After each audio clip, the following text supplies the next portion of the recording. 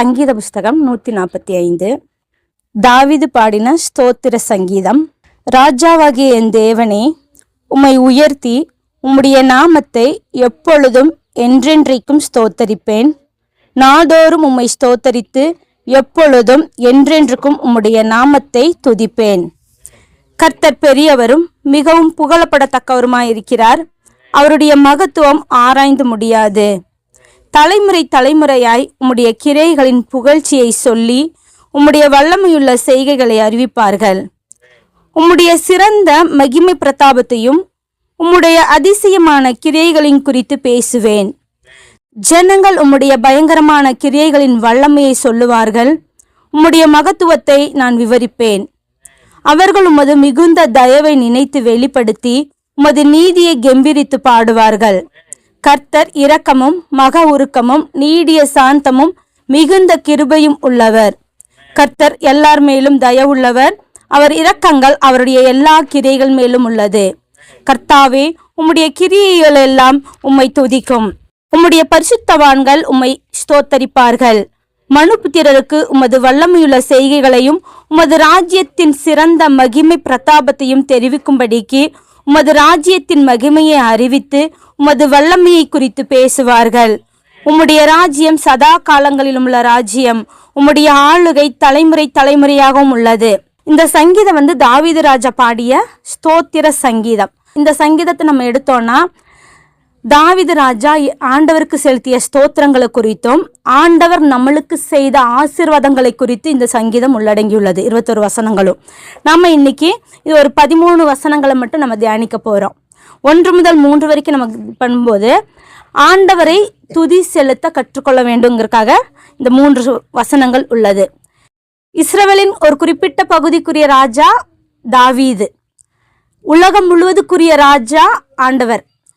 இங்க தாவீதுக்கு தெரியுது இந்த உலகத்திற்குரிய ஒரே ராஜா ஆண்டவர் தான் அப்படின்னு. அதுக்காக தான் ராஜாவாகிய என் தேவனே என்ன சொல்றாங்க, இங்க என் தேவனேன்னு கூப்பிடாம ராஜாவாகிய என் தேவனேன்னு கூப்பிட்டு இருக்கிறாரு. அல்லேலூயா. இதே பாருங்க, பழைய ஏற்பாட்டுல பலிகளை நம்ம சொல்லும் போது 7 வகையான பலிகள் இருக்கு. ஆனா புதிய ஏற்பாட்டுல எந்த இடத்துலயும் பலி இல்லை. அப்படி இருக்கும்போது 7 வகையான பலிகளையும் ஆண்டவராகிய இயேசு ஒருவர் தம்முடைய சரீரத்தை கொடுத்துட்டு பலிகளை எல்லாம் நிவர்த்தி செஞ்சுட்டாங்க. எனக்காக பிதா எனக்காக நீங்க எந்த பலியும் செலுத்த வேண்டாம், எல்லாத்தையும் சேர்த்து ஒரே பலியாக என்னுடைய ஒரே மகனான குமாரனை பலி கொடுத்துட்டேன். ஆனா நீங்க ஒரே ஒரு பலியை மட்டும் செலுத்துங்க. என்ன பலி? உம்முடைய உதடுகளின் காணிக்கையாக ஸ்தோத்திர பலிகளை மட்டுமே செலுத்துங்கள் என்று எபிரேயர் 13:15 வசனத்துல உதடுகளின் கனியாகிய ஸ்தோத்திர பலியை ஆண்டவருக்கு செலுத்துங்கள் என்று சொல்லப்பட்டுள்ளது. அதுவே சங்கீதம் 50:23. ஆமேன். ஸ்தோத்திர பலியிடுகிறவன் என்னை மகிமைப்படுத்துகிறான், கர்த்தரை மகிமைப்படுத்துகிறான். இப்போ ஸ்தோத்திர பலி என்றால் என்ன அப்படின்னா, ஆண்டவரை புகழ்வது, அவரை ஆராதிப்பது, அவருடைய நாமத்தை மகிமைப்படுத்துவது. இதுதான். இந்த மாதிரி அவருடைய நாமத்தை நம்ம மகிமைப்படுத்தும் போது ஆண்டவர் என்ன பண்றாரு? ரொம்ப மகிமைப்படுகிறார். நம்ம அவரை மகிமைப்படுத்தும் போது அவர் நம்மேல் வைத்துள்ள மகிமை இன்னும் அதிகமாகும். அல்லேலூயா. எப்படி நம்ம அவரை ஸ்தோத்தரிக்கணும், எந்த சூழ்நிலை நம்ம ஸ்தோத்தரிக்கணும் அப்படின்னு பார்த்தோம்னா, எப்பொழுதும் என்றென்றைக்கும் ஸ்தோத்தரிக்கணும். ஒரு குறிப்பிட்ட நாள்ல ஞாயிற்றுக்கிழமை மட்டும் காலைல ஸ்தோத்திரம் பண்ணணும் அப்படியெல்லாம் இல்லைங்க. எப்பொழுதும் எவ்வேளையிலும் என் நேரத்திலும் எந்த சுச்சுவேஷன்ல ஆனாலும் சரி, கஷ்டமான சுச்சுவேஷன்ல நம்ம இருக்கிறோம்னா அந்த சுச்சுவேஷன் எல்லாம் சொல்லி ஸ்தோத்திரம் சொல்லும் போது அந்த கஷ்டங்கள் நம்ம விட்டு பிரியும். அல்லேலூயா. அதனாலதான் தாவீது ராஜா சொல்றாரு, எப்பொழுதும் அவருடைய துதி என் வாயில் இருக்கிறது. அவருடைய நாமத்தை நம்ம எப்பொழுதும் சொல்லிட்டு இருப்போம். ஏன்னா சாதாரண ஜனமாகிய நாமளே பல சுச்சுவேஷனை கடந்து வரோம். ஆனால் ராஜாவாகி அவருக்கு நிறைய பிரச்சனைகள் இருக்கும். அந்த பிரச்சனைகளை எல்லாம் ஃபேஸ் பண்ணி அவர் எப்பொழுதும் அவருடைய வாயில ஆண்டவருடைய துதி எப்போதுமே இருந்துகிட்டு இருக்கணும். அதே போல நம்மளுடைய வாயிலும் அவருடைய துதி இருந்துகிட்டே இருந்தா நம்மளுடைய சுச்சுவேஷன் பிரச்சனைகள் எதுவானாலும் சகலமும் மறைந்து நன்மைக்கு எதுவாய் அவர் நடத்த வல்லவராயிருக்கிறார். அல்லேலூயா. 3வது வசனம், கர்த்தர் பெரியவரும் மிகவும் புகழப்படத்தக்கவருமாய் இருக்கிறார். அவருடைய மகத்துவம் ஆராய்ந்து முடியாது. அல்லேலூயா. அவர் மிக பெரியவர். நம்மளுக்கு தெரியும் ஏன்னா தாவீது ராஜா இது எழுதியிருக்கிறாருன்னா ஆண்டவரை பற்றி முழுசாக அவர் அறிந்திருக்கிறதுனால தான் இந்த வசனங்கள் எல்லாம் எழுதியிருப்பாரு. ஒருத்தரை பற்றி முழுசாக தெரியாமல் யாருமே அதை பற்றி பேச முடியாது. இங்கே வந்து அதே போல தான் நாமளும் ஆண்டவரை பற்றி முழுசாக தெரிஞ்சால் மட்டும்தான் அவருடைய மகத்துவத்தை எல்லாம் உணர முடியும். அவர் வந்து மிகவும் பெரியவராய் இருக்கிறார். அல்லேலூயா. 1 யோவான் 4:4 உலகத்தில் இருக்கிறவரும் உங்களில் இருக்கிறவர் பெரியவர். அல்லேலூயா. ஏன்னா தெரிஞ்சால் மட்டும்தான் நம்ம சொல்ல முடியும். நம்ம ஏதாவது ஒரு பிரச்சனைனா, நம்ம இப்போ ஒரு கடனே வேணும்னா நம்ம என்ன பண்ணுவோம், நம்ம சாதாரண மனுஷங்கிட்ட எல்லாம் போய் கேட்க மாட்டோம். நம்ம விட கொஞ்சம் உயர்ந்தவங்க நல்லா சம்பாதிக்கிறாங்கன்னு தெரிஞ்ச மட்டும் அவங்க கிட்ட போய் நம்ம உதவி கேட்குறோம். அப்படி இருக்கும்போது ஆண்டவர் வந்து பெரியவராக இருக்கிறார். நம்மளுடைய பிரச்சனைகள் எல்லாம் அவர் பார்த்து கொள்வார்னு சொல்லி அவரிடம் வரும்போது நம்மளுக்கு இருக்கிற பிரச்சனைகள் எல்லாம் மறைந்து போகும். எபிரேயர் 6:13 ஆபிரகாமுக்கு தேவன் வாக்குத்தத்தம் பண்ணின போது ஆணையிடும்படி தம்மிலும் பெரியவர் ஒருவரும் இல்லாதபடினால் தமது பேரிலே தானே ஆணையிட்டு. அல்லேலூயா. இந்த உலகத்துல வந்து தம்மை விட மிக பெரியவர் யாருமே இல்லை, அவர் மட்டும்தான் பெரியவர் அவர் வாயிலே சொல்லியிருக்கிறாரு. அதனாலதான் அவர் பேரிலே ஆணையிட்டு சொல்கிறார். அல்லேலூயா. அப்படிங்கும்போது நம்மளுடைய பிரச்சனைகள் நம்ம பெருசா நினைச்சோன்னா அந்த பிரச்சனைகள் முடிவு படாது.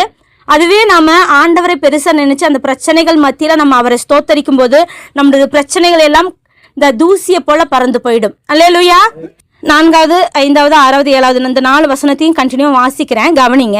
தலைமுறை தலைமுறையாக உம்முடைய கிரியைகளின் புகழ்ச்சியை சொல்லி உம்முடைய வல்லமையுள்ள செய்கைகளை அறிவிப்பார்கள். உம்முடைய சிறந்த மகிமை பிரதாபத்தையும் உம்முடைய அதிசயமான கிரைகளை குறித்து பேசுவேன். இங்க வந்து ஃபர்ஸ்ட் அறிவிப்பார்கள், 5வது வசனத்துல பேசுவேன் என்று சொல்லியிருக்காங்க. என்ன அப்படின்னா நம்மளுடைய அவருடைய கிரியைகள் வந்து அடுத்த தலைமுறைக்கு போகணும். இப்போ ஆண்டவர் வந்து பழைய ஏற்பாட்டுல நம்ம படிச்சு பார்க்கும்போது இஸ்ரவேல் ஜனங்களுக்கு எப்படியெல்லாம் உதவி செய்தாரு அப்படின்னு நம்மளுக்கு தெரியும். தண்ணி வேணுங்கும் போது கண்மலை மீது தண்ணி கிடைச்சது. கண்டிப்பா கண்மலையில தண்ணியே கிடைக்காது, பாறையா இருக்கிறதுனால. ஆனா அங்க தண்ணி கிடைச்சது. வானத்திலிருந்து மண்ணா இறங்கினது. இதெல்லாம் வந்து ஒரு அதிசயமான காரியங்கள், உலகத்துல நடக்காத காரியங்கள் ஆண்டவர் நடப்பித்து காண்கிறார்.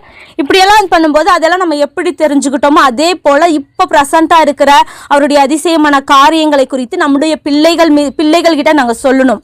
பிள்ளைகள்கிட்டையும் சொல்லி அவங்க வாழ்க்கையில் என்னென்ன நடக்குது அதையும் வந்து அடுத்தடுத்த தலைமுறைகளுக்கு நாம அறிவிக்க வேண்டியது நம்முடைய கடமையா இருக்குது. ஏன்னா அவருடைய மகத்துவத்தை நம்ம அடுத்தடுத்த தலைமுறைக்கு நம்ம அறிவிக்கும் போது ஆண்டவர் வந்து சதா காலங்களிலும் நம்மளுடைய ஒவ்வொரு ஜெனரேஷனுக்கும் உதவி செய்து வருகிறார் என்பதை அடுத்தடுத்த தலைமுறைகள் தெரிந்து கொண்டு அவரை வந்து ஸ்தோத்தரிக்க ஏதுவாக இருக்கும்.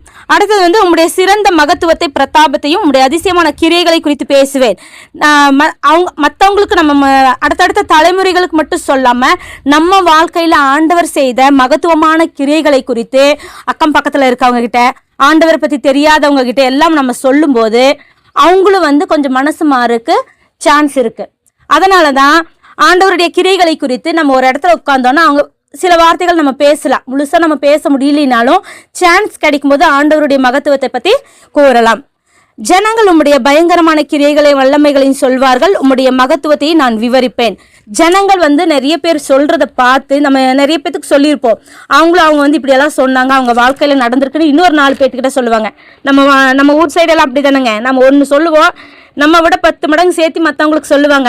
இந்த மாதிரி கர்த்தரை பற்றி நம்ம ஒவ்வொரு சில காரியங்களை நம்ம சொல்லும்போது ஆண்டவருடைய புகழ்ச்சி இன்னுமே நம்ம கொஞ்சம் தான் சொல்லியிருப்போம், டபுள் மடங்கு அவங்க இன்னும் நிறைய சொல்லி கொடுத்துட்டே போவாங்க. அவங்க அப்படி பேசினாங்க இப்படி பேசினாங்கன்னு இல்லாதையும் சேர்த்து ஆண்டவருடைய புகழை வந்து அவங்க அதிகமாக சொல்லுவாங்க. அவர் உமது மிகுந்த தயவை நினைத்து வெளிப்படுத்தி உமது நீதியை கெம்பீரித்து பாடுவார்கள். இப்படி ஆண்டவருடைய ஜனங்களாகிய நாம நம்முடைய தலைமுறைகளுக்கு ஆண்டவருடைய கிரியைகள் மகத்துவங்கள் புகழ்ச்சியை சொல்லி கொடுக்க என்ன பண்றாங்கன்னா, நாம மட்டும் இல்லை நம்முடைய தலைமுறைகள் வந்து ஆண்டவருடைய நீதியையும் கிரியைகளையும் வந்து கெம்பீரித்து பாடும் அளவுக்கு நம்மளுடைய பிள்ளைகளை நம்ம வழி நடத்திட்டு போகணும். 8 முதல் 9 வசனங்கள் பார்க்கும்போது ஆண்டவருடைய மகத்துவத்தை அறிவித்தல் மற்றும் போற்றுதலை குறித்து இந்த வசனங்கள் சொல்கிறது. கர்த்தர் இரக்கமும் மன உருக்கமும் நீடிய சாந்தமும் மிகுந்த கிருபையும் உள்ளவர். கர்த்தர் எல்லார் மேலும் தயவுள்ளவர். அவர் இரக்கங்கள் அவருடைய எல்லா கிரியைகள் மேலும் உள்ளது. அவருடைய கிரியைகள் அப்படிங்கும்போது உலகம் முழுவதும் அவருடைய கிரியை தான், அவருடைய படைப்பு தான். அப்படி இருக்கும்போது அவருடைய இரக்கங்கள் வந்து உலகம் முழுவதும் இருக்குது.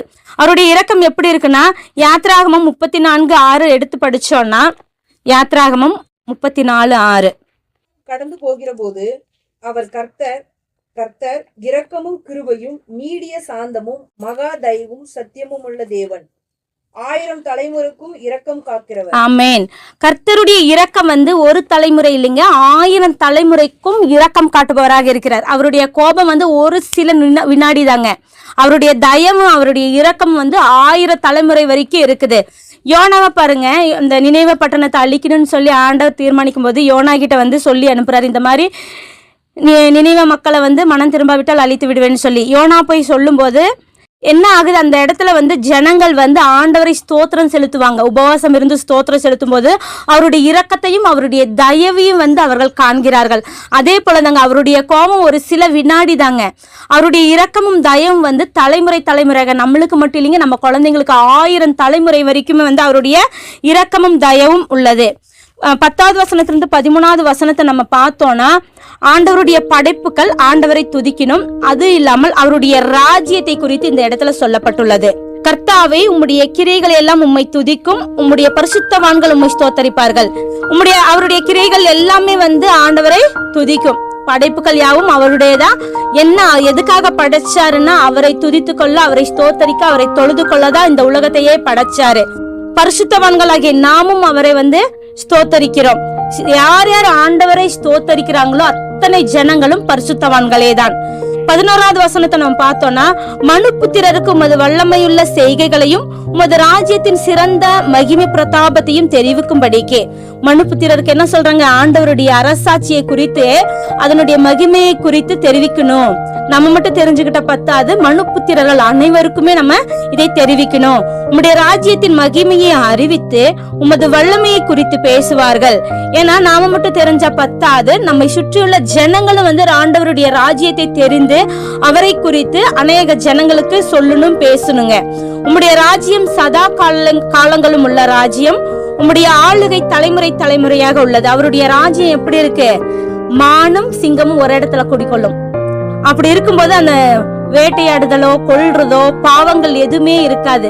அப்பேற்பட்ட ராஜ்யத்துக்குள்ள நாமளும் போறோம் அப்படின்னா இது ஆண்டவருடைய தயவு, அவருடைய கிருபை மட்டுமே. அல்லேலூயா. இந்த மாதிரி அவருடைய அரசாட்சி பாகுபாடு இல்லாத அரசாட்சி, அனைவருமே சமம். ஆண்டவரை தெரிந்து கொண்ட அனைவருமே பரிசுத்தவான்களும் நீதிமான்களுமா இருந்து அவரை தொழுது கொண்டு அவரை ஸ்தோத்தரிக்கணும். அப்படி ஸ்தோத்தரிக்கும் போதுதான் அவருடைய மகிமை, வல்லமை, கிரியை எல்லாமே நம்மை தொடரும். அவருடைய மகிமையை நாம இன்னும் அதிகமா அவருக்கு சொல்ல முடியும். ஆண்டவருடைய நாமத்துக்கு மகிமை உண்டாவதாக. ஆமென்.